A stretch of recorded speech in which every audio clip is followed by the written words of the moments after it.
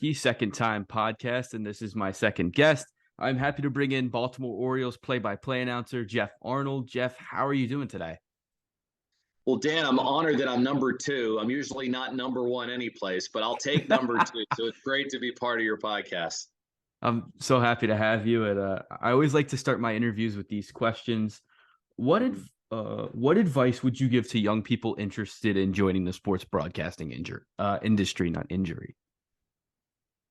Yeah, you can get injured if you try and probably chew off a little bit too much when you get started. But at the same time, I would say the number one thing is get reps and get experience. If you want to be on the air, the way that you become good is by doing it. I think there's something that you can learn from watching broadcasts and broadcasters and how they handle different situations and reading books and trying to make yourself better in a classroom and stuff like that. But the reps and actually calling games or being in studio or doing a package or whatever it is that you want to do, actually getting your hands dirty and participating in that process and the kinesthetic exercise that is broadcasting is really what you need to do to improve and get better. Give yourself some grace, and if you fail, that's okay. But it's just a matter of like when you're in college, is working on your different parts of the discipline and trying to avoid don't get too self-conscious. If you make mistakes, it's okay, it happens. But what I encourage everybody is get as many reps as possible, find mentors that can help you out, find people who can tell you the truth. I think in this industry there are a lot of people that just tell you what you want to hear just because they want you to feel good. But I found that the constructive criticism or feedback, I prefer the term feedback. That's the type of stuff that will make you better, and it will tell you what you're doing well and also what you need to improve on. So finding people who are going to be honest with you too. And then I think the third part of it is when you're getting into the industry, you have to be prepared for long hours and holiday work and sometimes work that can be a little bit uneven. It's something we can all relate to because we've all gotten in and we all know what that's like. But it's just part of the process. And so I think your hunger when you get into the broadcast industry is really tested. So if you really love doing this, realize that there are going to be some sacrifices, and it means sometimes not making a lot of money. It also can mean missing parties and holidays and things like that. I think there was one time I missed 5 or 6 Thanksgivings in a row when I was early on in my career, which to some people like Joe Buck or Jim Nantz or people like that means nothing because they're always doing football on Thanksgiving. But you understand what I'm saying. And I think it's being willing to make sacrifice and realize that this is a really fun job. But it does mean that there are parts of your social life that you're going to have to sacrifice for that. And you have to be willing to do that. Well, I've always said if you really love what you do, then the sacrifices that come with it aren't really as much sacrifices as people will say they are. I don't know how valid that is to you, but that's always how I felt. Without a doubt. Without a doubt. I mean, listen, I love 4th of July just like anybody else, but I'd much rather be calling an Orioles game on the 4th of July and enjoying myself and having some fun on the air. And yeah, I mean, we love doing this. We have I have a great job. I'm one of 30 people doing this in my part of the industry, and I'm blessed to do it, and I'm really lucky. And I remember back to times where I thought about quitting and where it was really hard, and so many of us have been in those shoes before, but I'm glad I stuck with it. And because of that, it means that rather than just doing something else on 4th of July's or whatever day it is, I get to be calling a ball game and having a good time. That's awesome, and that's where I want to be. So I respect that. How'd you get into the field, and was this something you always wanted to do? Well, there are kids, and I think as you and I were talking a little bit before we got started, you practiced on video games when you were a little bit younger, and if you still do, there's nothing wrong with that either because you got to get reps any way you can. But I didn't really get into this until I was in college. So I went to little old Dickinson College, which is in Carlisle, Pennsylvania. If you have never heard of Dickinson before, I'd say as far as sports stuff goes, it is known for being the home of the Washington then Redskins training camp for a while when Joe Gibbs was their head coach, and actually a guy that I know was an intern there and eventually got into the NFL and is now in a pretty important role with the Ravens. But anyways, that's kind of what Dickinson is known for. They're also known for producing doctors and lawyers and people that do a lot of important things. They're not really in the field of producing a lot of broadcasters. But I went there, and I don't think broadcasting was really on my radar. I felt like I would probably, I had one idea of what I might do, but I think my backup plan is maybe I'll be an attorney. So I went to work for a judge after my freshman year of college. And I realized very quickly that the best part of the internship was lunch. When lunch is the best part of your internship, it probably means that's not a career path you should go down. So I didn't. And that same year, in addition to being a political science major, which is what I studied, and there were some benefits to that, but I got involved with the student radio station because a friend told me about it. And truthfully, like many college kids on campus for the first time, you don't know anybody and you're just trying to meet friends and get to know people. And so that's how I got into it. And I stumbled across WDCV, which was the student radio station. They did all the Dickinson Red Devils sporting events. So we did football and basketball and baseball. Every once in a while, we would branch out and we do lacrosse because Dickinson had a great lacrosse program. They still do. And then volleyball, I remember doing that. One Halloween at one point, but we did so many events with the student radio station, and it was a blast. And because after my first year, a lot of the broadcasters left, it was like me to do the game. So I was our sports director, and I was for 3 years. And so I would call so many of these events, and over time, I started to I'd say be pretty good for somebody who was a student broadcaster. And I just did it, and I had fun, and I met friends, and I met so many great folks through it, including a guy that I work with now with the Orioles, Brett Hollander, who was a senior when I came there as a freshman. Brett, you could tell, was going to be a broadcasting superstar. So I'll let his ego build up if he happens to tune into this. And you could tell that he was going to be really good. But after Brett left, and some of our other seniors did too, it was just like, all right, up to the underclassmen, which was basically just me. So I started to do it. I had fun doing it.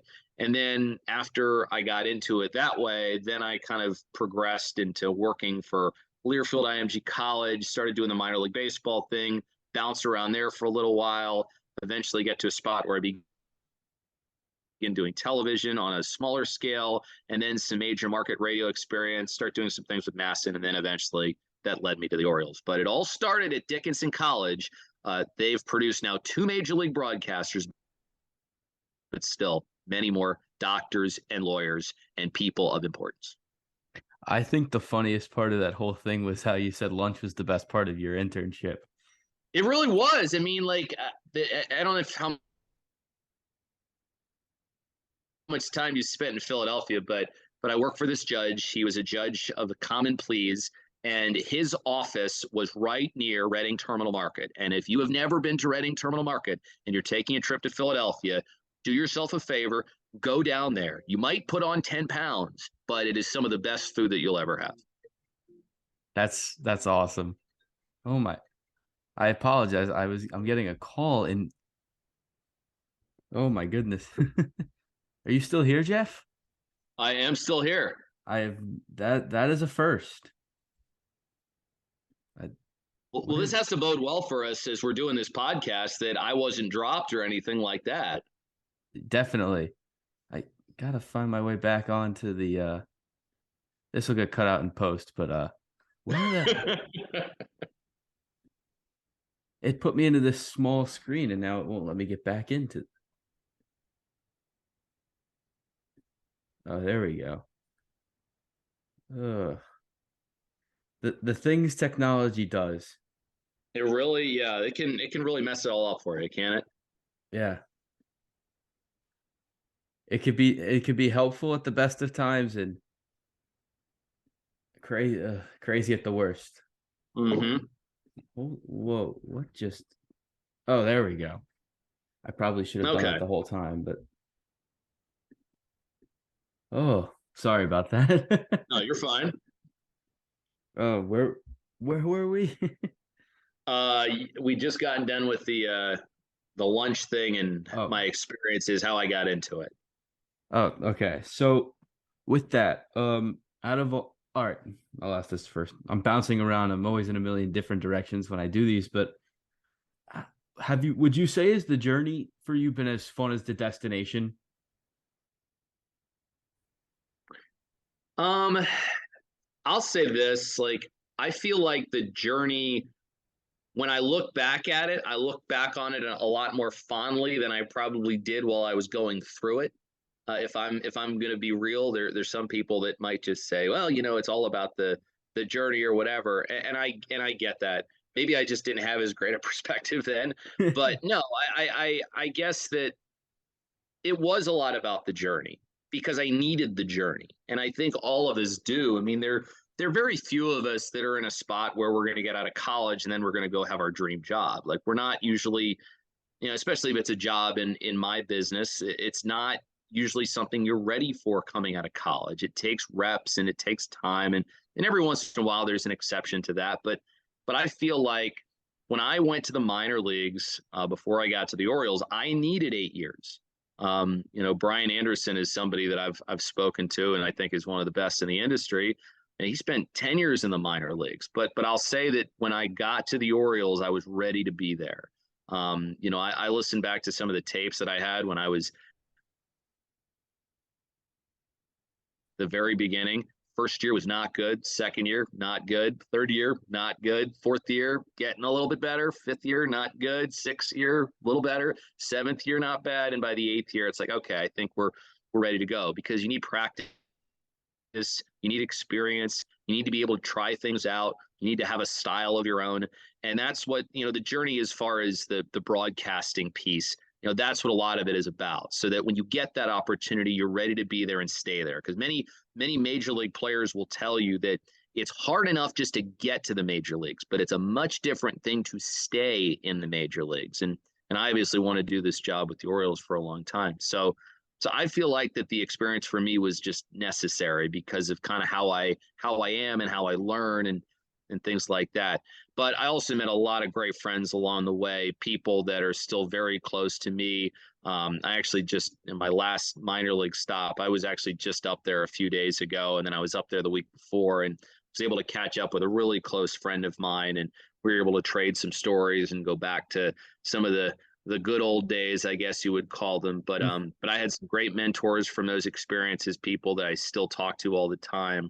And I think it's really about those people that made that journey especially fun and have enriched my life and enriched my life in ways that are far more important than just what they did for me as a professional and as a broadcaster. Yeah, that's awesome. I For me personally, I've always people always say it's not about the destination, it's about the journey, but sometimes in this industry it really is about the destination because that's where you want to be. And you're going to have the journey, it sometimes comes with it. Sometimes you get lucky and you everyone has a lateral movement. It's not like everyone's movement to the top is different, but the journey and the destination are definitely two things that interesting when you put them together. It is, and it's a good point. And I think a lot of it is a matter of perspective and where you are. I think when you're in your 20s, you're really hungry and you're ready to go, and you're trying to get to where you want to go as fast as you possibly can. And then when you get into your 30s and you look back at a little bit more, or when you know 30s, 40s, 50s, or whatever, then you start to see it a little bit differently than you did previously. But there's nothing wrong with being hungry, and I get it, and I am, and I still am. But at the same time, looking at it from a broader perspective and what those experiences mean, not only for just what you accomplish professionally, to who you meet, and the people that impact your lives. I think that's what that journey is about too. Yeah. Out of all the people you've learned under, who would you say is the most influential? Be really hard to probably pinpoint one. I'd say that there are a couple of people that I would probably, point to throughout this process that, and still a lot that I've learned from since I've been up with the Orioles. But, I started off in the minors. I worked for a guy named Alex Vespoli with the Frisco Rough Riders. It was my first stop in minor league baseball. Alex got hired for this job, which is the Rangers AA job, really late in the process and didn't really have a whole lot of time to find a number two broadcaster to bring with him. So for whatever reason, he decided to bring on me, some guy with no experience, um, very little time calling baseball. I've maybe done 5, 6 games ever. And these weren't exactly Emmy award winning tapes. And so I'd say like that, and also the fact that I hadn't done the PR thing on baseball before. So I was really asking him to take a big shot, and he did. And I think right away he was just like, okay, this guy's not very good now, but he tries, he works hard, he cares, he'll figure it out. And then I listened actually back to some of his old tapes when he started, and they sounded honestly a lot like mine. So I was like, okay, I feel a lot better about this, realizing where he was and where I currently am. And then as the season went along, I got better and better. He really pushed me. He's a Syracuse guy. He challenged me. He really held me to a high standard. And the reason why he pushed me was because he's like, I know you can handle it. And I know that this is going to make you better. And while some people wouldn't necessarily appreciate that, I actually really did. And there were lessons that I learned from him in that first year, which maybe I didn't fully understand at the time, but then I'd fast forward a year or 2 years, and then suddenly I'd remember back to, oh, when Alex brought this up and we got into this is what he was really talking about and referring to. So I feel like that was pretty important that I got some of those lessons from him, and he really set a good foundation for me.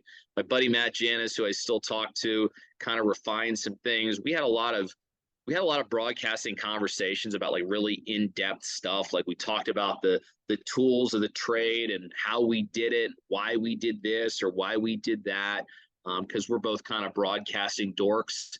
And so we could really like break down tape and go into it and why I do certain things. And he'd catch a lot of little stuff that I would do. He learned from John Sadak, who's, one of the best, and now does the Cincinnati Reds. And, he passed it all on a lot of the things he learned from John. So Matt played a big role in me learning a bunch of those things. I'd say a little bit more recently, Scott Masteller used to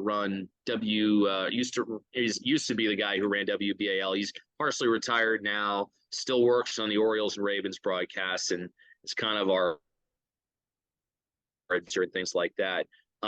Scott ran ESPN radio for a long time. He's a great sounding board, can give you good comps and advice, and has taught me through a bunch of different things, and has been an ally and a mentor, and has really made a difference there. And then, another one, and it's a big one for me, was Dawn D'Agostino, who's our TV producer. She was the one who I sent my stuff to her.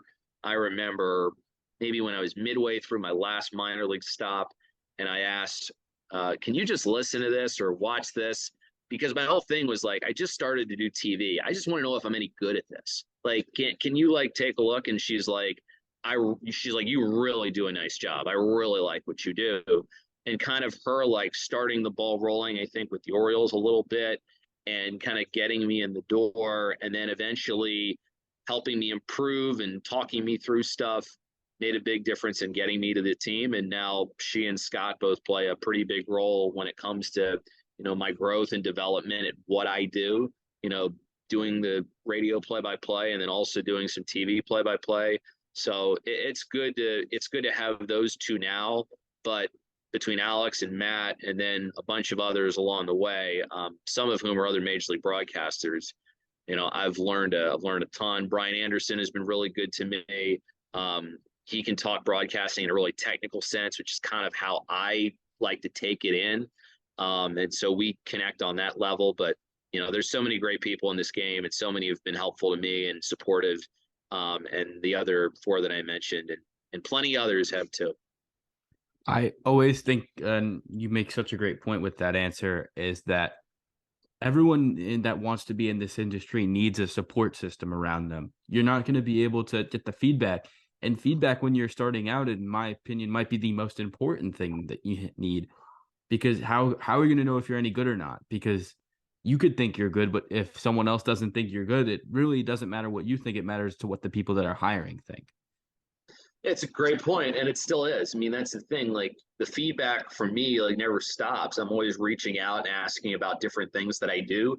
I'd say now the feedback is it's not on a big scale like style or things like that. That's something that's probably more about what you're doing when you get into it and the mechanics of actually calling a game. Like that's more like beginners type of stuff.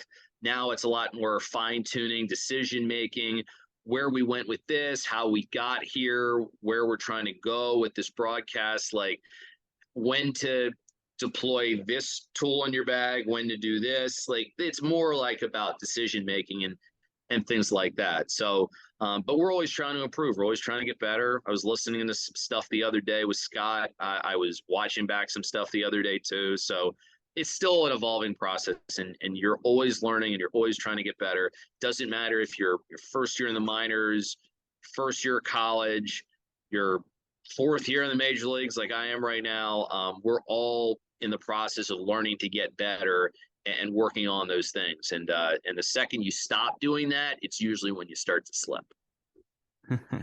I completely agree with you. So here's one of my I love asking announcers, what would you say is your signature home run call and how'd you come up with that? Can you repeat the question? What's your home run call and how'd you come up with that? Man, I don't really have a home run call. Like I know that's a boring answer, but it's just kind of what comes out. It's whatever leaves my mouth in the moment. I feel like if you plan it, it can come across as canned or forced, and that never usually sounds very good. Plus, like every play is different, every home run is different. So to have something that is just generic and I think like somebody like John Sterling's era, for instance, it was, he does the it is high, it is far, it is gone. I'll spare you my John Sterling impression, but I think that like he did that at a time where that was important, where having a signature call was a big deal. I think now it's much less of a big thing. But no, I don't have a signature one. It's just whatever comes out in the moment, and I hopefully don't stumble over my words and that it catches the moment with the right energy. That might be one of the biggest like reliefs that I've heard because I always thought to get into the industry, especially baseball, that you had to have the signature home run call. I mean, I still want to develop one, but not now that I know I don't need it. That's a nice relief to have. Yeah, I think if you long time ago, like we've mentioned Sterling, he's got that one. Bob Euchre has the get up, get out, get up, get out of here, gone. Like he's got that one. Harry Callis had out of here when he was doing the Phillies games. Michael K's got see ya. Like there's some who have them and like to do them and that's totally up to them. Like that there was a time where that was a really big thing, and if you have one that works, like go for it. Like this age of social media, people will tell you I love it, and people will tell you I hate it, and perhaps some worse things too. But like I think so much of being a broadcaster is about using your personality and just being the most authentic person you can be on the air. And so what I try and do with the audience is just treat them like friends or family. And that's how I approach an audience when I'm on the air. And so for broadcasters, like if they want to do a home run call and it's just kind of their thing, then go for it. It's probably not my thing necessarily, but I do understand why some like Euchre or Sterling had their calls, because back in that time that was a big thing. So I don't know if you've ever heard the famous one. I think it was A League Overseas, where someone said, just like the ex-girlfriend, that ball is history. I don't know if you've ever heard that one. No, I did hear there's one actually, and this is in hockey, it's not in baseball, but Randy Moeller, who is the TV analyst now for the Florida Panthers. He used to do radio play-by-play for them, and people would send in goal calls for him through the radio station, and he would use them on air. That's And it led to unbelievable. some moments that were actually pretty hilarious. So when we're done with this podcast, go on YouTube and find them, and you'll get a nice laugh. So I do want to go into baseball now. Obviously, you know the Orioles better Mhm. than almost anyone else. What you do? What do you think the Orioles are going to be able to do this year? I think that's the question that everyone's wondering. Last year's massive turnaround was one that none of us saw coming. It was a thrilling year. We played a lot of close games. We had the long-awaited call-up of Adley Rutschman to the major leagues, and he was everything that I think Orioles fans thought he was going to be. He became immediately one of the best defensive catchers in baseball, and that's just really rare what he was able to accomplish. I mean, he is a generational type talent. And then we got a taste to Gunnar Henderson at the very end of the year too. And I think having full years from both of those players and then getting John Means back from Tommy John surgery at some point during this year is going to play big roles for this team. In addition to some of the free agent signings that they made in the offseason and the trade for Cole Irvin, which we just made. The difference between last year and this year is last year we snuck up on people. This year, everybody knows that the rebuilding is over and we're not going to sneak up on anyone anymore. We think the Orioles will be helped by the fact you go from 19 divisional games down to 13. So that'll be key. You are going to get some more, and I don't want to pick on anybody, but I will, Pittsburgh Pirates and Colorado Rockies and things like that. But at the same time, you are going to be trading off games against the Yankees and the Blue Jays for the Dodgers and the Cardinals and clubs like that. So I think the Orioles will be helped out by the schedule a little bit more. And I think that the big question marks are going to be coming into the year is how does your pitching staff do? That was a big part for us last year. I think we will do well with the new rules in terms of the pitch clock. Our guys usually work pretty fast. The shift restrictions, we have a very athletic infield, a very good outfield defense too. So I think we'll be helped out, by those changes coming. And then also the big thing is health. One of the things that I don't think it's talked about a lot for the Orioles is that last year we lost John Means, and that was a huge blow, but we were relatively healthy the entire year. When you look at a team like the Rays, for instance, that had a lot of issues at keeping players healthy. So for us, it's can we keep guys on the field? There might be some players that don't necessarily have as good a years as they did last year, especially in our bullpen where basically everyone had a career. But I think it's going to be hoping there are not too many letdowns, guys stay healthy. And then I think also it'll depend on can we score some more runs? Because last year we didn't do quite as good of a job at that as we'd like to, especially early on in games. And so I know that's a focus for us going into the year. So I agree. I think one of the bigger question marks is, and I'll ask you this. Do you think Baltimore did enough this offseason? It felt like there was more quiet moves. I know they were in on Rodon, they were in on Correa, but they didn't end up getting any of those guys. Do you think they did enough? It's the question that a lot of people are asking right now. I think that one thing that we kind of have to look at, Dan, is if you kind of examine the remnants of what happened over the course of the free agency period when free agency opened up. You saw absurd deals being handed out. You have Xander Bogaerts getting that massive deal from the San Diego Padres. You have Trey Turner getting a huge deal from the Phillies. You have a bunch of different pitchers like Rodon signing with the Yankees. And like there's all these kinds of big deals that were handed out. Even somebody there's a lot of like deals in there for like players like Taijuan Walker. That's the name I was looking for. Taijuan Walker, for instance, he signed 4 years and 50 something $million with the Phillies as well. I think it was 72. Yeah, that's probably what I was really thinking of. But like that, those are some pretty big numbers. And it fits, I think, with the fact that when you come out of a CBA, usually owners are really willing to spend. But I think it was just totally crazy, and the market was so much different than I think the Orioles anticipated that it would be. Everybody looks at what Mike Elias said at the trade deadline when he said liftoff, and I think that message had a couple of different terms. But I think that the way that you look at it right now is you have great young talent, and these are the kinds of players that can impact you for years, like Henderson and Rutschman, who I mentioned. So you don't really want to block them or some of the other big name talents that you have coming up, because I think the Orioles feel like their projections on these young players are good. So I think it's about supplementing what you have. And I think that this offseason, they have done a good job of adding pieces to make this a better team. You will get Means back at some point this year. He'll be the ace of your pitching staff. Grayson Rodriguez, I think, unless something really goes wrong, he's going to be in your starting rotation at the beginning of the year. He was best pitcher in the minor leagues. So he is going to be back after he had the lat issue last year. And then adding Cole Irvin, solid left-handed pitcher. Kyle Gibson, solid right-handed pitcher who will fare better, I think, at Camden Yards, and it was an all-star 2 years ago.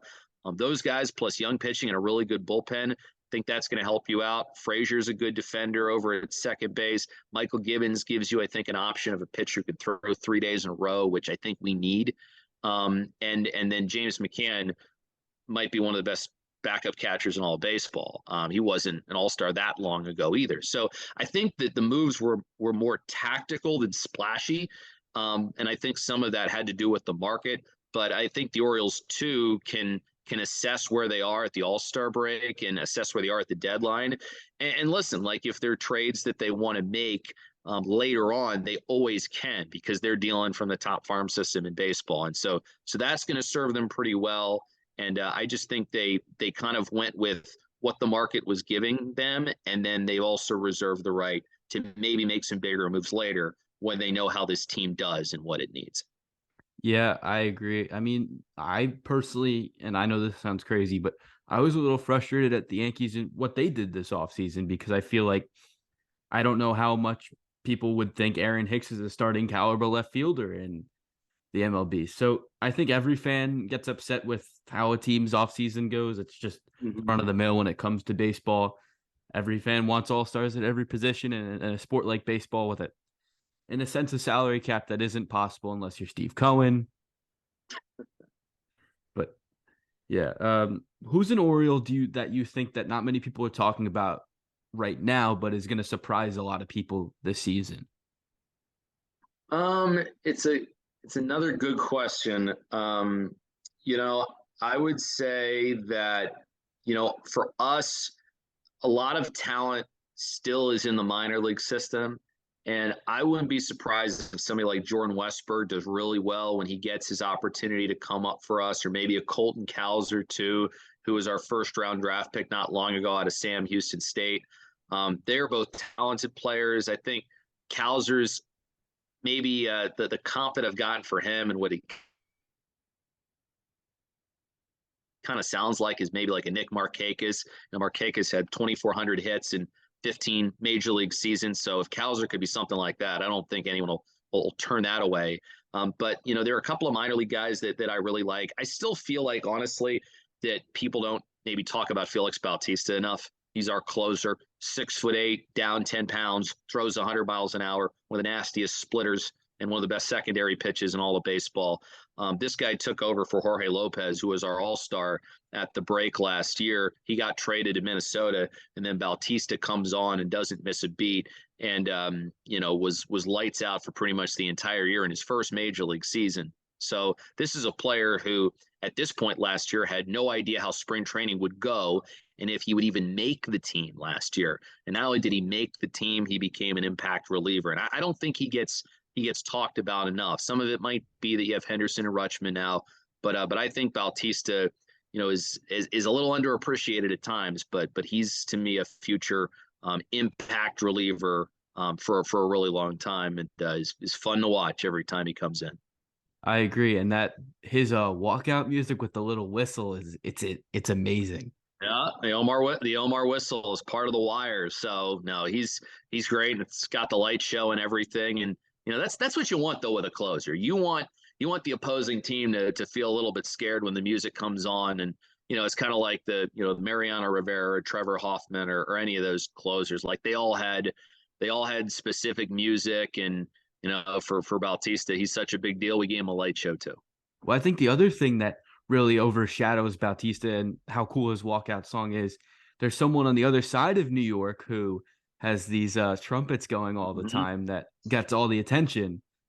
Yeah, I'd say that probably he and Bautista, and maybe I'm a little biased, have the two best closer entrance music selections in all of baseball. So it's cool to watch either one pitch. And you never want to see it. When they come in the game, it's meant to be over. And usually when Bautista or Diaz came in last year, it was over. Yeah, Bautista's great. How fun was it being part of the Orioles season last year? Oh, it was a blast. I mean, like I said, we didn't know what to expect, and I had conversations with some different people coming into spring, and I think one of the topics we were talking about, like, and we kept like kind of mentally picturing it ourselves, and every discussions about it every day was who is going to be in our rotation, who is going to pitch, and how are we gonna work this thing, and we knew that Means was going to be there. We didn't expect that he was gonna make two starts and have to have Tommy John surgery. But yeah, we were like coming in there thinking like, how is this all gonna work? And lo and behold, it did. And we realized, I think, pretty quickly the bullpen was a lot different than it was before. We had Robinson Chirinos, so we brought in a catch who was a leader and really helped out our young pitchers. And then Rutschman got there, and when Rutschman got there, that's kind of when we took off. And we had some exciting debuts. We had thrilling wins. I mean, the Orioles all of last year, the storyline pretty much went, we're gonna keep this game close for most of the way. Our bullpen is going to hold the line, and then eventually we're going to get a big hit in the eighth inning. Everybody's going to get excited, and then Bautista or Lopez is going to come in, and this game's going to be over. So we had the flair for the dramatic last year for sure. I think probably from a heart rate perspective, our manager would appreciate it if we would take a 6-0 lead in the third inning every once in a while.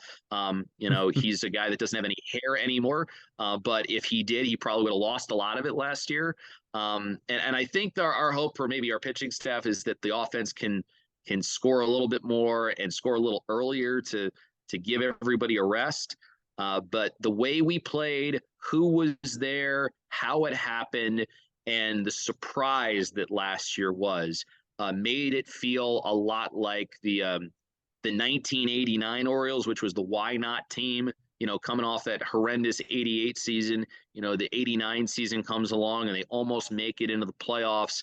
And then it also kind of felt like the 2012 Orioles too. So there were definitely a couple of comps on what that team was, but it was a magical ride, and it almost meant the team getting into the playoffs.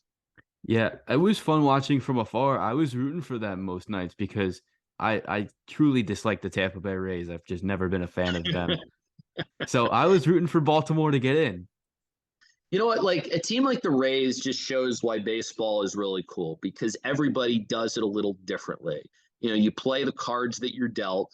If you're the Yankees and you have the means to go out and sign a bunch of big players, you can do that.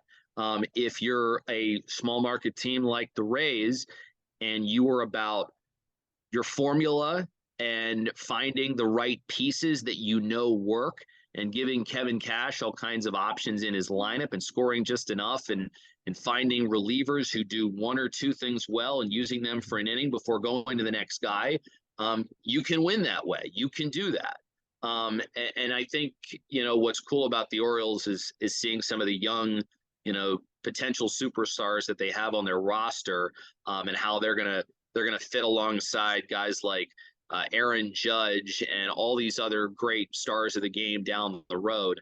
So baseball is great in that sense because you don't have to do it one way. You can have different formulas, different recipes. You can be big, you can be small as a player.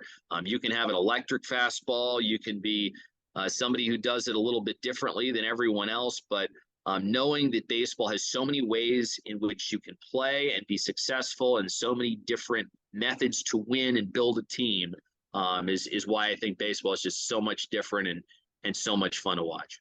I couldn't agree with you more. You couldn't have said it any better. So, what was your favorite game you would say from watching the Orioles last year? There are a lot of those. I mean, we said, like, I had to check myself on the air when I would say like most exciting wins that we had from all of last year, because there were so many that were just in that category. I will say that if there was a moment, and it's saying like my favorite would be tough, but I would say maybe the turning point a little bit for me was this game that we played in St. Louis, and it was in May, and it was one of those games. It was really hot. Brandon Hyde, who's our manager, he remembered, the times where they'd play when he was with the Cubs and they play the Cardinals, and we were in one of these tight games. It was a bullpen game for us. We were down Jorge Lopez, who was away from the team at the time. And so we were trying to put it all together and score enough runs. We faced Steven Matz at the time. And you know what? We kept it really close, and we found a way at the very end. Like they got this little dunk hit, and Brandon Hyde said after, he's like, those are the games. Now it's the Cubs. I know these kinds of games, and we'd always lose them to these guys, and we found a way to pull it out. And it was a thrilling win. And I feel like for me, that was the point when I knew that this team is different, that this team can be really good. And it wasn't just like one game that was like that. It was many, many, many games like that, with walk-off wins when you were down to your final out. We had a couple of those in a 1 week span in July. We had a walk-off hit by pitch. We had that game in St. Louis. We had some, a thrilling game against the Yankees when Aaron Judge is trying to break the Roger Maris's record, and we're trying to find a way to get a winning season and to get to 81 wins and stick around. And DL Hall coming in and closing it out. Like there's so many great games to choose from that it's hard to pick just one. But I always go back to that St. Louis big game because I feel like that's where a lot of people realize that this is a good team. I'll give you my favorite moment. Mine has to be the Trey Mancini inside the park Oh my home run. God. It's funny because I talked to him after the fact, and this is when he was in Houston, and we brought up that home run because it was the first time that he had been back at Camden Yards. He got dealt after the Orioles, when they were on the road, but we brought it up after the fact, and I said to him, I was like, so like, do you remember that, or what memories do you have of that? And it turns out that they, I guess, were looking when he was in Houston at some video of some at bats that he had against Sean Armstrong, who used to be a former teammate of his and who was with the Orioles. And the Astros hitters looked at the information as far as expected batting average and launch angle and all this other stuff, and they're just like, this is like a pop-up. This is a home run. And Trey's like, just watch the video, you'll see. And it just hits the guy, it hits Josh Lowe in the face, and caroms away, and Roman Quinn's running after the ball, and you're mentally saying, run, Trey, run. And he went as fast as he could go. And what made it cool is that it was on Mo Gabba Day. Mo Gabba is this just incredible figure in Baltimore sports history. Had cancer multiple times, passed away actually in my first season with the team, and just somebody that everyone will always remember. I think not only in Baltimore but nationally too, for his impact on a city and his love of his two favorite teams, the Orioles and the Ravens. And Trey was very close with Mo.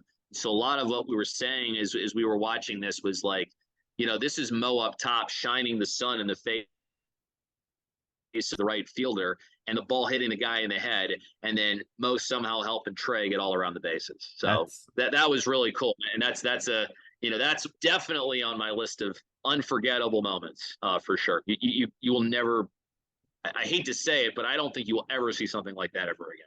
That's an unbelievable story. Was that his last at bat as an Oriole? It was his last at bat at Camden Yards. He did have some at bats after that when the Orioles went to play Cincinnati, but that was his last. That was his last at bat as an Oriole at Camden Yards. What a way to go out! Mm-hmm. Yeah, unbelievable. It was one of the great moments of the MLB season, not for just in general. Now, I have some hot take questions here. Do you think Adley Rutschman establishes himself as the best catcher in baseball this year? I think defensively, yes. I mean, I feel like it's pretty much, for me, Rutschman and Real Muto, who are probably your two best catchers that are out there.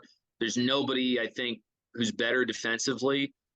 He immediately came on, and I mean, there was this moment where we were in Houston, and then he goes from Houston to Cleveland. So you're playing two really good teams. You're playing two playoff teams, and he catches shutouts in back-to-back days. Brandon Hyde tracks him down the next day. He's like, do you understand how rare it is to get back-to-back shutouts in your first year as a catcher in the major leagues against these kinds of teams. And I don't think we've seen the best of Adley yet. I think that he's only going to get better and better because he's so smart and diligent, works hard. But no, I don't think there's any question that he has a chance to become the best catcher in baseball. I couldn't agree more. I get it. I watched him more on a firsthand, and he's a special player. You can just Mm-hmm. there's certain guys that you can tell he's one of those guys. Right. Yeah. Who do you think has a bigger impact this year for Baltimore? Grayson Rodriguez or Gunnar Henderson? It's tough to say. I mean, I tend to lean maybe a little bit more towards Henderson. He's going to be in the lineup every day. While for Grayson Rodriguez, it would be about impacting the team, one out of every 5 days. So that might be a little bit of a corny type of answer. But I feel like for Gunnar, what it's going to depend on, and I think for Adley, it's the same thing. They're going to have to make some adjustments as pitchers adjust to them. But they've both been used to that in the minors. And so I feel like they're both pretty well equipped to deal with that in the major league. So I hopefully see both players making huge impacts, but I definitely think Gunnar Henderson playing third base every day, or maybe seeing some time at shortstop too, getting his bat in the lineup. I think he's going to have a really big year, and I think has to be a favorite to an AL Rookie of the Year. I couldn't agree with you more. I'd say the only other guy that I think has a good chance to challenge him is, and I'm going to be biased here, I'm going to say Oswald Peraza, but it should Mm-hmm. be fun with the litany of young infielders in the AL East this year.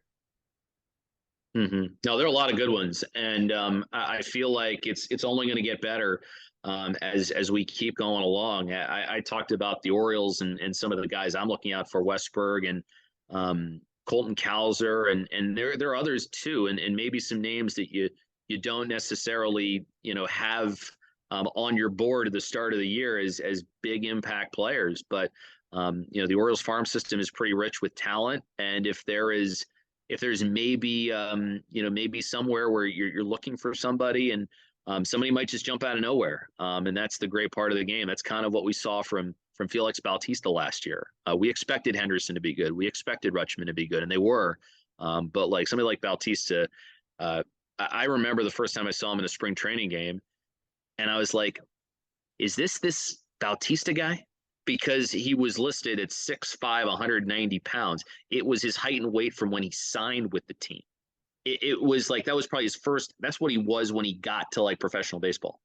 And he's 6'8", 270. So you suddenly saw him pitch and it's like, wow, this guy could be pretty good. And then turns in the year that he did. But yeah, there are a lot of great young players in the game, and it's a super fun time to be watching baseball. I couldn't agree with you more. What are your thoughts of the new rule changes in the 2023 coming into the 2023 season, and do you think that will have a positive impact for the viewership of Major League Baseball? I think so. I feel like it had to happen. The games had just gotten too long, and what was really hard was the amount of dead time between pitches. And when you're going 4 or 5 minutes without the ball being put in play, you're just sitting around and nothing's happening. That's not going to appeal to a lot of people. So I think the pitch clock is necessary.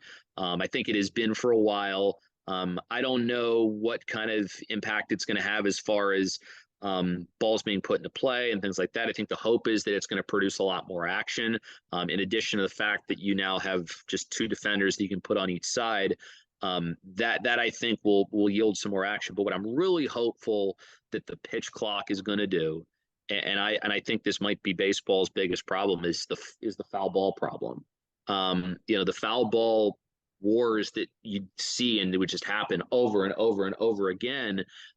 It just got to the point where you're like, this is why these games are taking so long. So we were on an announcer call at the very end of the last regular season, and I feel like that this has a chance to hopefully see not only the game go faster, more action happening, but also more balls hopefully being put into play. So that's my hope. The hitters in the major leagues are better, but if it can get more action and less foul balls, I think it'll benefit everybody and make baseball more fun to watch. Well, I think one of the things that you might see people go back to is with the shift being gone is the philosophy was for a while, hit it over the shift. Now there's no shift. You can start to hit the ball on the ground more again, back up the middle, through the holes, which is something you weren't able to do back then because if you hit the ball on the ground, it was most likely right at someone because they would play you perfectly. And I think that's going to create a difference. Yeah, I think that that's one way to look at it. Most hitting coaches will say that hitting the ball on the ground is like not what you want to do, and in most cases, it's not.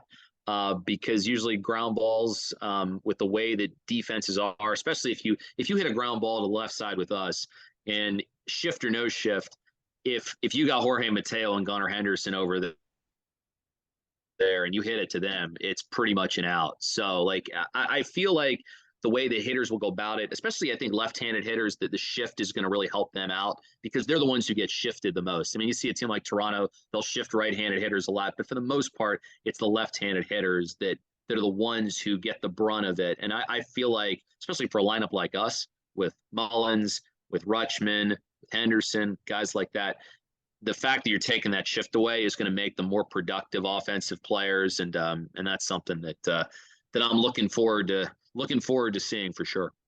I think the other thing with the rule changes is that, and I think you didn't touch on this, was the bigger bases, the limited Mm-hmm. pickoff attempts. That's going to make the game go faster. A team like the Orioles, who has a lot of guys that can steal 30, 40 bases, you might see them produce more runs because of their ability to steal bases. No question. And when you have your top two base stealers, the top two base stealers in the American League with Mateo and Mullins, um, we talked to them at the end of last year, and they were already like the wheels were already turning as to how these bigger bases are going to help them out. So I think there will be some strategy to it. I think the bigger bases increase the likelihood of base stealing, the number of pickoffs you can make. That is something that we did get some cautionary tales about from some of our guys who were in the minors, that you have to be careful not to just feel like you can take off too soon because you can get caught. And Gunnar Henderson recounted a story of how he once thought he could do that and then he got caught.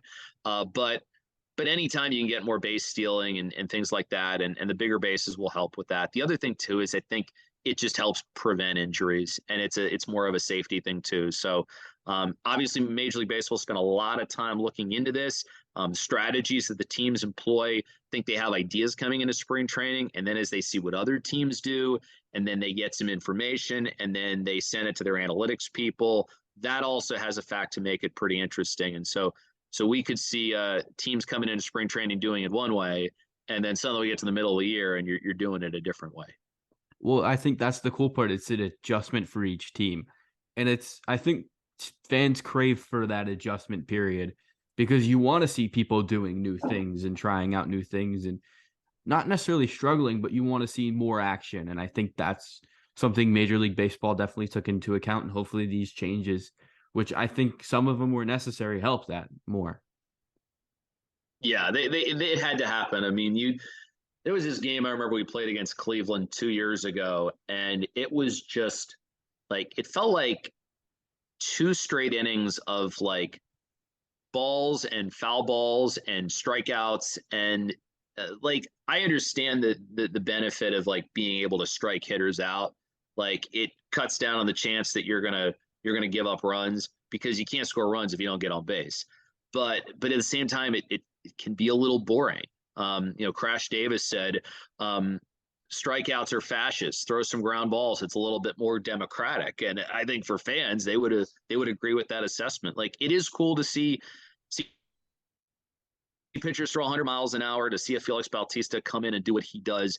The fact is, so many pitchers are hard throwers these days, and they come from different arm angles. And it's part of the reason why batting practice now is very different than it was not long ago. It's not just a coach behind an L screen lobbing some balls up anymore. I mean, these hitters are working with plyo balls, and they set these pitching machines up to mimic the starting pitcher from that night. And there's all kinds of video and scouting reports and ideas as to what this pitcher might do, the different hitters in your lineup. So the way that these hitters train is so much different than it used to be. And I feel like if we can, get back to the point where more balls are being put in play, the games are being played in better windows, you're going to attract more fans, and it's going to encourage people to to be able to stay longer at the ballpark and convince more people to get into baseball and to stay baseball fans for the long haul. I know that this was done in the 60s, but it almost feels like the era of baseball the past couple of years is starting to feel like the era of baseball in the late 60s with Bob Gibson and how they needed to change the mound. Do you think that moving the mound is something that should be explored and have action taken towards it? I don't think so. I feel like pitchers are going to probably just find a different way, to be honest with you. I think the biggest focus was the pitch clock. That to me was the big one. I think shift wise, it was good to introduce that, but to cut down on the dead time between pitches where nothing's happening, pitchers are running around and just kind of waiting and ready to go for the next pitch. The batters are meandering around the batter's box. I mean, getting rid of that kind of stuff, I think, was the big thing. I'm personally not a big fan of moving the mound back, but I was a huge fan of the pitch clock, and I think we're all excited to see what it looks like come spring training. And the other thing that does is I know that makes your job easier, or not necessarily easier, but more enjoyable because you're not sitting there through the 4 hour strikeout fest.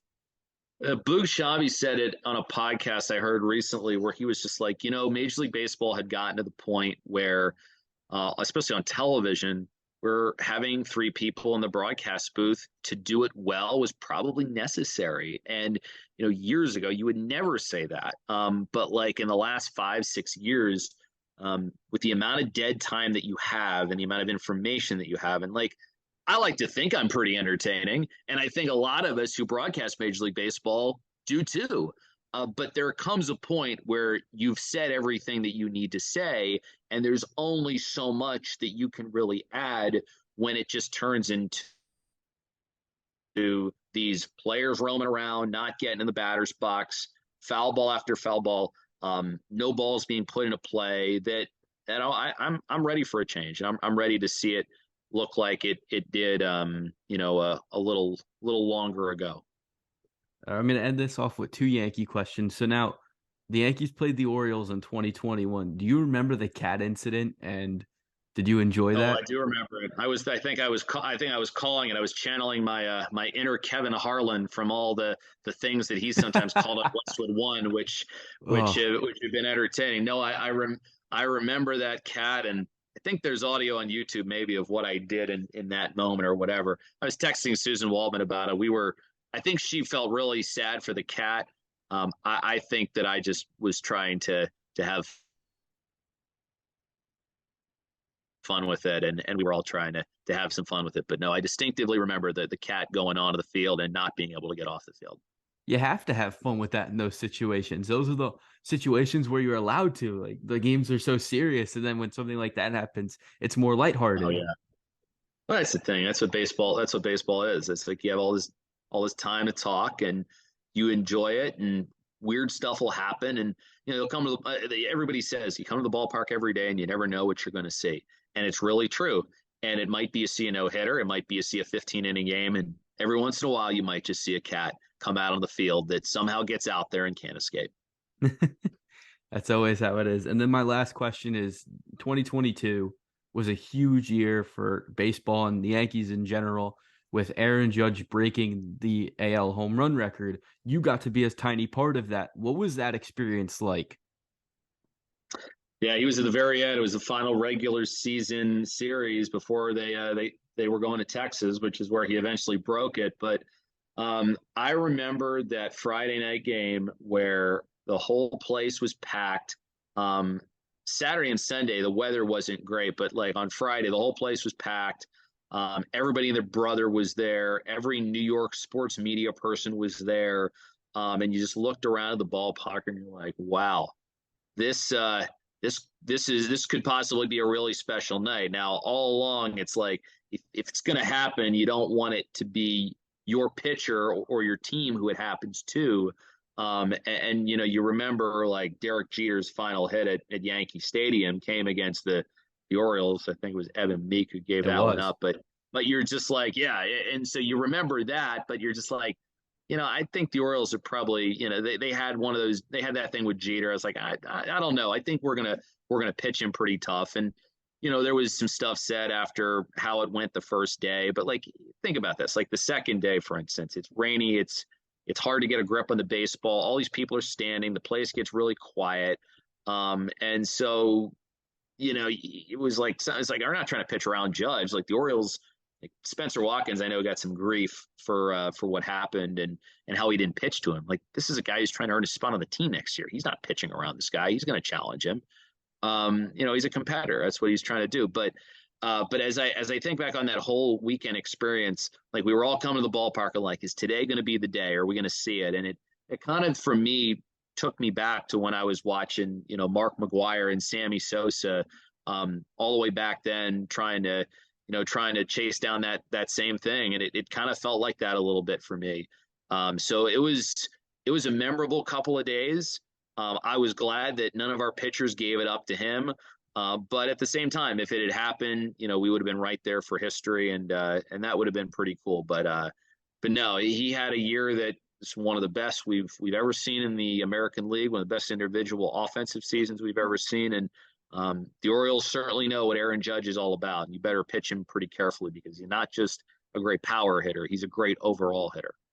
Would you say he's the best player in the American League right now?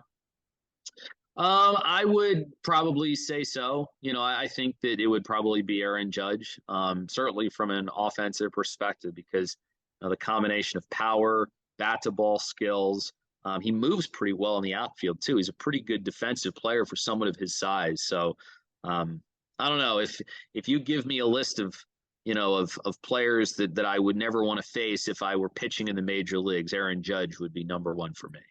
Well, the thing with Judge is he's so intimidating. Like 6'7", 270. He should be playing defensive tackle with that size, or maybe He even looks tight like end. he looks like it, and you go back to when the Yankees had the quote unquote the jumbo package where they had Stanton playing the outfield, they put Judge in center, and they put Gallo in left. You're never going to see three guys that big playing the outfield again. Never. Geoff, thank you so much for coming on and doing this. I wish you the best of luck in your season.